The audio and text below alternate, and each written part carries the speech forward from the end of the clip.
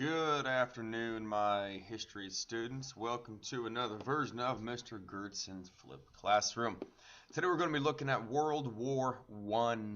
What an exciting thing it's going to be.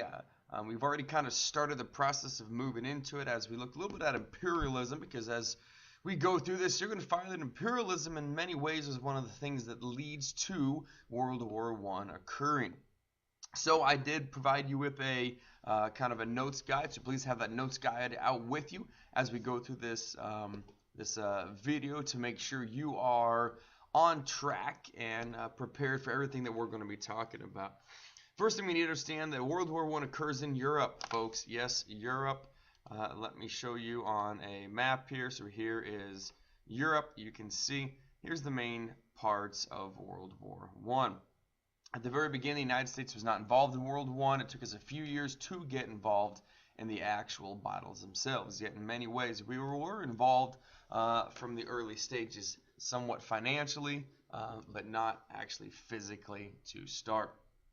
I have a couple of videos we're going to watch during this activity, and so kind of hunker down, get ready to go, and be prepared to learn. So here's our first one, about 6 minutes or so.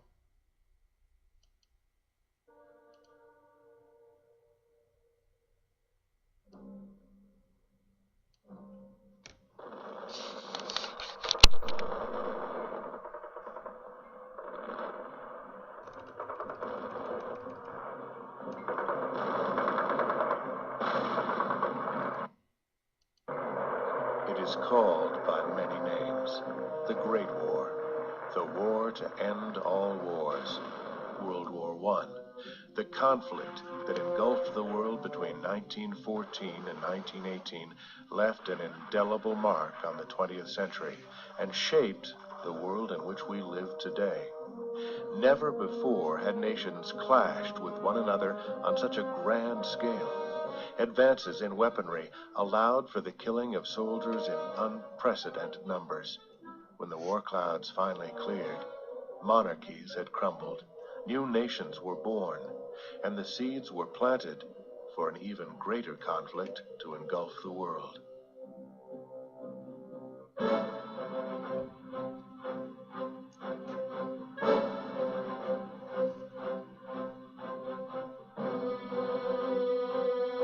In 1870, France declared war on the German state of Prussia. Within a few months, the French army was severely defeated, and France, having to give up her northeast provinces of Alsace and Lorraine, was humiliated. The German Chancellor, Otto von Bismarck, used the victory in the Franco-Prussian War to consolidate the numerous states of Germany into one powerful empire, known as the Second Reich. In 1871, King Wilhelm I of Prussia was proclaimed Kaiser, or Emperor of Germany, on French soil in the Hall of Mirrors at Versailles. In less than a year, Germany had ended France's 200-year domination of Europe and was now a major power to be reckoned with.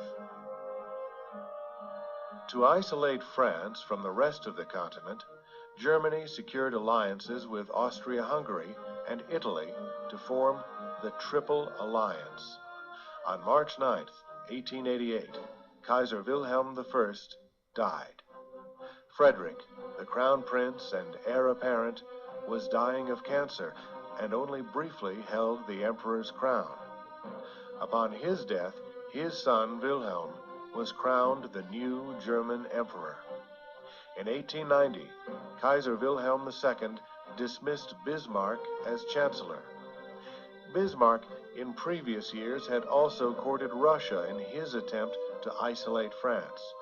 But with his dismissal, Russia was cast aside as an ally of Germany. Seizing a great opportunity, France quickly formed an alliance with Russia. In 1904, Britain became an ally of France by agreeing to military support in the event of war. An arms race was now underway, and a future war between these two powerful alliances seemed almost inevitable. In 1908, Austria annexed the provinces of Bosnia and Herzegovina, Even though the Austrian military had occupied these provinces for 30 years, neighboring Serbia was outraged. The population of Bosnia and Herzegovina was mostly Serbian, and so the Serbian government believed that this land would eventually become theirs. Russia, who was an ally of Serbia, protested the annexation. When the Kaiser declared that Germany would fight alongside Austria in the event of a war, the Russians backed down. In the summer of 1914, the heir to the Austro-Hungarian throne, Archduke Franz Ferdinand, and his wife decided to visit the Bosnian capital of Sarajevo. Operatives of a Serbian terrorist organization known as the Black Hand were there, with orders to kill the Archduke. On the morning of June 28th, Ferdinand and his wife Sophie were driven through the capital in an open car. A bomb was thrown at the car by one of the would-be assassins. Their chauffeur saw it coming and moved the car quickly out of the way. The bomb exploded behind them, wrecking another car and wounding some of his aides as well as some spectators. The 19-year-old boy who threw the bomb swallowed a cyanide pill and jumped into a nearby river. The cyanide proved ineffective, and the boy was pulled from the river by an angry mob. The Archduke insisted that the day's agenda continue to be followed. After a speech at the town hall, the procession continued towards the hospital, where the bomb victims had been taken. The chauffeur took a wrong turn, and as he stopped to turn around, a member of the Black Hand known as Gavrilo Princip jumped on the running board of the car and fired 2 shots at the royal couple. Ferdinand was shot in the neck and his wife in the stomach. Both died in a matter of minutes. Gavrilo Princip was quickly captured by the police and hauled away before he could swallow his cyanide pill. He was sent to prison, where he later died of tuberculosis. But his actions on June 28, 1914, were to set the wheels in motion for World War. Alright, so that short video gives you a little bit of background into what was leading up to World War I actually taking place. So not a ton, but just enough to give you an idea. And again, so we understand that this area kind of known as the Balkans. It's also known as the Powder Keg in World War I. Really this area right down in here, as I'm trying to highlight for you. This is an area that these smaller countries are being controlled by larger countries. And as we talked about in class the other day, they had an alliance system. So when you pick on one, you end up picking on all of the other ones. And so that's essentially what happens. Now, there's 3 concepts I want to make sure you're familiar with when it comes to foundations of World War I. First off, the alliance system. That was the different countries that were working together. We have our Central Powers being Germany, Austria-Hungary, and later the Ottoman Empire in Bulgaria. Okay, those are your ones obviously in the central part of Europe. Then you have the Allied powers, France, Britain, Russia, eventually Portugal, Japan, Italy, that opposed them. The United States eventually, later down the road, becomes part of your Allied powers. Now, your big reasons, again, for World War I, you have the alliance system, these nations that are working together. You pick on one, you pick on all of them, things kind of conflict, we go back and forth. Other things, this idea of nationalism, a strong feeling of pride for your country. The Germans are very proud to be German. They wanted to establish themselves.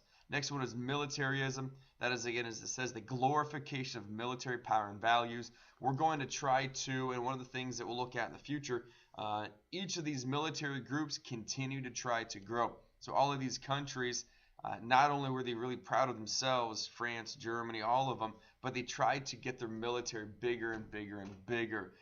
It's kind of a sense of pride to have a bigger, more powerful military. So then we look at the United States, because again, as I said, the United States did not get involved at first. It takes a while for the United States to finally get involved. For a long time, the United States was neutral. Neutral being they did not physically get involved. Now, there was money being passed on specifically to your allied powers, to Britain. Britain was involved. The United States was helping Britain financially. Eventually, the United States gets involved, and it's kind of through Britain that they do. So one of the things that was going on is Germany had a strong navy, and they had these U-boats, which are essentially submarines. The first submarine warfare were these U-boats. What they were doing is they were going around and they were blowing up British ships. Because it's war. That's what you do in a war. You blow up people's supplies. And so they were blowing up the British ships. Well, the problem was some of the ships they were blowing up were Americans, or Americans were on board those ships. One in particular becomes real famous.